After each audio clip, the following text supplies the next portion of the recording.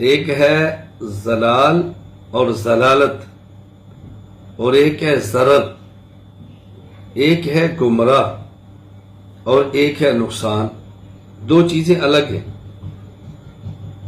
یہ دیکھا جاتا ہے کہ کون گمراہ بڑا ہے، اور کبھی یہ دیکھا جاتا ہے کہ مضر اور نقصان دہ زیادہ کون ہے۔ بسا اوقات ایک شخص وہ ضلالت اور گمراہی میں کم ہوتا ہے، لیکن ضار اور مضر ہونے میں اور نقصان پہنچانے میں آگے ہوتا ہے۔ عام طور پہ لوگ اس بات کو دیکھتے ہیں کہ بڑا گمراہ کون ہے، ہم اس بات کو بھی دیکھتے ہیں کہ بڑا نقصان دہ کون ہے۔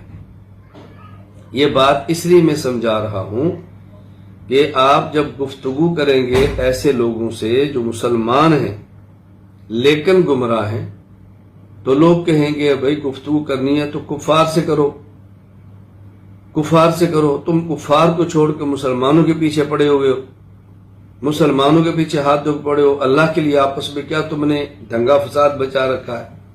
حالانکہ دنگا اور فساد ہم نے نہیں بچا رکھا، ہم دنگا اور فساد کو ختم کر رہے ہیں۔ تو جس طرح یہ دیکھا جاتا ہے کہ ضال اور مضل ہونے میں بڑا کون ہے، یہ بھی دیکھا جاتا ہے کہ ضار اور مضر ہونے میں بڑا کون ہے۔ میں اس کی مثال دوں گا تو آپ کو بات آسانی سے سمجھ آئے گی۔ ایک علاقے میں، محلے میں، دیہات یا گاؤں میں مسجد کے امام ہیں اور مسجد کے خطیب صاحب ہیں۔ اس گاؤں میں ایک عیسائی ہے، مکمل گھر ہے ان کا، ان کے چند ایک افراد ہیں، خواتین ہیں۔ اب یہ پورے گاؤں کی صفائی کرتے ہیں، بازاروں کی صفائی کرتے ہیں، گٹروں کی صفائی کرتے ہیں، مسجد کے بیت الخلاء بھی صاف کرتے ہیں۔ جس طرح گھروں کی صفائی کر رہے ہیں، مسجد کے گٹر، بیت الخلاء، غسل خانے وہ بھی دھو رہے ہیں یہ عیسائی۔ اور کچھ دو چار لوگ ایسے بھی ہیں کہ جو مسلمان ہیں، نمازی ہیں، لیکن امام کی عزت ان کو برداشت نہیں، امام کا وقار ان کو برداشت نہیں، لوگوں کا امام سے محبت کرنا انہیں پسند نہیں، اور وہ امام کے خلاف سازش کرتے ہیں۔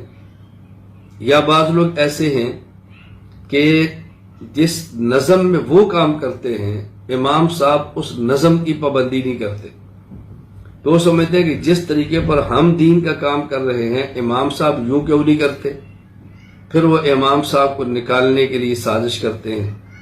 اب یہ مسلمان بھی ہیں، نمازی بھی ہیں، ماتھے پر محراب بھی ہے، سر پہ پگڑی بھی ہے، اور سفید کپڑے بھی ہیں، قمیص بھی پہنی ہے، دیکھنے میں آپ دیکھو تو پتہ نہیں آپ کو قطب اور ابدال کیا نظر ہیں، لیکن پلان کیا ہے کہ اس امام کو یہاں سے کیسے نکالیں۔ کبھی امام کی بجلی کے بل پر اعتراض ہے، کبھی امام کی گاڑی پر اعتراض ہے، کبھی امام کے کپڑوں پر اعتراض ہے۔ خیر، اب یہ دیکھیں، ایک طرف وہ عیسائی ہے جو ہے تو ضال یعنی غیر مسلم ہے، کفر سے بڑی گمراہی کیا ہو سکتی ہے، لیکن مسجد کی صفائی بھی کرتا ہے، مسجد کے بیت الخلاء، مسجد کے غسل خانے، مسجد کے گٹر، امام صاحب کا گھر صفائی بھی کرتا ہے، امام صاحب کی عزت بھی کرتا ہے۔ ایک طرف یہ مسلمان ہیں، نمازی بھی ہیں، اور 24 گھنٹے پلان کے امام کو نقصان کیسے دینا ہے، امام کو بدنام کیسے کرنا ہے، امام کو نکالنا کیسے۔ اب ضال اور گمراہ ہونے میں تو وہ عیسائی بہت آگے ہے، لیکن امام اور مسجد جو محلے کی ہے اس کے بگاڑ میں یہ نیک لوگ بہت آگے ہیں۔ یہ ضال یا مضل تو نہیں، لیکن زار اور مضر ضرور ہے۔ اب ذرا بات توجہ سے آپ سمجھنا، امام صاحب مسجد سے باہر نکلے ہیں، گھر جا رہے ہیں، چہرے پر پریشانی ہے، راستے میں ایک شخص ان کو ملتا ہے جو نماز بھی نہیں پڑھتا، روزہ بھی نہیں رکھتا، چہرے پہ داڑھی بھی نہیں ہے، علاقے کا بدماش ٹائپ کا آدمی ہے۔ السلام علیکم ورحمۃ اللہ وبرکاتہ۔ وعلیکم السلام ورحمۃ اللہ وبرکاتہ۔ امام صاحب کیا حال ہے؟ ٹھیک ہے؟ ہاں اللہ کا شکر ہے۔ کچھ آپ پریشان نظر آ رہے، کوئی مسئلہ ہے؟ نہیں، کوئی ایسی خاص بات نہیں، پھر بھی کوئی بات ہے تو بتائیں۔ نہیں، کوئی ایسا مسئلہ نہیں ہے، ہوا تو بتائیں گے۔ نہیں، مجھے دیکھیں کچھ بھنک پڑی ہے، کچھ ہمیں شک پڑا ہے۔ امام صاحب بات سنیں، میں کچھ باتیں سن رہا ہوں، ہم تک بھی اطلاع پہنچ رہی ہیں لیکن آپ نہیں بتا رہے۔ دیکھیں میں بے نمازی ضرور ہوں، گناہ گار ضرور ہوں، لیکن علماء اور مسجد سے محبت کرتا ہوں۔ میں جب تک زندہ ہوں انشاءاللہ کوئی آپ کا بال بھی بیگا نہیں کر سکتا۔ آپ دھڑلے کے ساتھ جو مسئلہ جی چاہے بیان کریں، آپ کھل کے دین کی خدمت کریں، آپ کھل کے بیان کریں، میں دیکھتا ہوں کہ ہوتا کون ہے آپ کو نکالنے والا۔ آپ ہمت سے کام لیں۔ اب آپ دیکھیں، یہ شخص بظاہر فاسق ہے، صالح بھی نہیں ہے، لیکن کس طرح امام صاحب کے ساتھ کھڑا ہوئے۔ اب آپ اپنے ایمان سے بتائیں کہ امام صاحب جو محنت کریں گے اس عیسائی کی فکر کریں گے، اس سے پریشان ہیں، یا ان نمازی کی فکر کریں کہ ان کو میں ٹھیک کروں، مسجد کا ماحول یہ خراب کر رہے ہیں۔ اب مسجد کے ماحول کے اعتبار سے نقصان دہ وہ عیسائی نہیں، غیر مسلم نہیں، بلکہ یہ اپنے ہیں۔ تو اب امام صاحب اگر کبھی گفتگو اپنوں کے خلاف کر دیں تو لوگ کہیں گے جی آپ کفر کے خلاف تو بولتے نہیں ہیں، آپ کو ان کی فکر پڑی ہے، یہ جیسے بھی ہیں نمازی تو ہیں، جیسے بھی اپنے بھی ہیں۔ امام صاحب نے جہاں یہ دیکھنا ہے کہ ضلالت میں کون بڑا ہوا ہے، یہ بھی دیکھنا ہے کہ نقصان پہنچانے میں کون بڑا ہوا ہے۔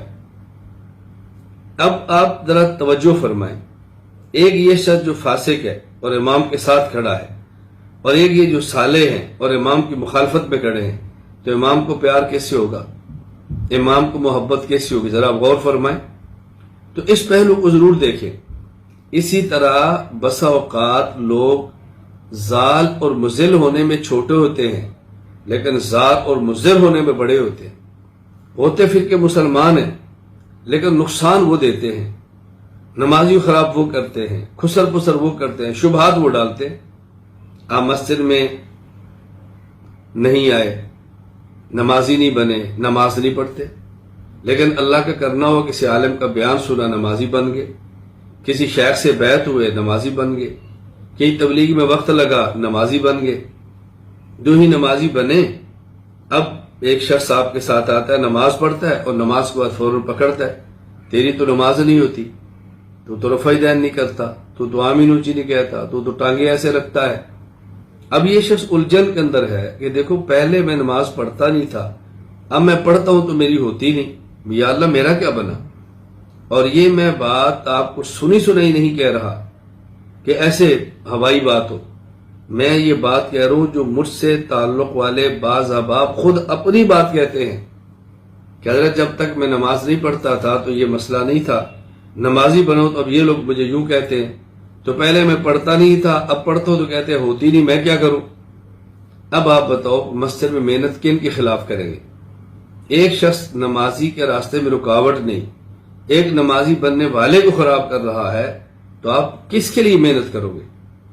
تو یہ بات اچھی طرح ذہن نشین فرما لو کہ بعض لوگ غیر مسلم ہوتے ہیں لیکن وہ اسلام کے راستے میں رکاوٹ نہیں ڈالتے، وہ مساجد کو برباد نہیں کرتے، اور بعض مسلمان ہوتے ہیں اور وہی رکاوٹیں ڈالتے ہیں مدارس کے راستے میں، مساجد کے راستے میں، نمازیوں کے راستے میں اور بدعات کو پھیلانے میں۔ تو وہاں پھر کام ان کے خلاف کرنا پڑتا ہے جو مسلمان ہوتے ہیں لیکن دین کے لیے ذات اور مضر اور نقصان دہ ہوتے ہیں۔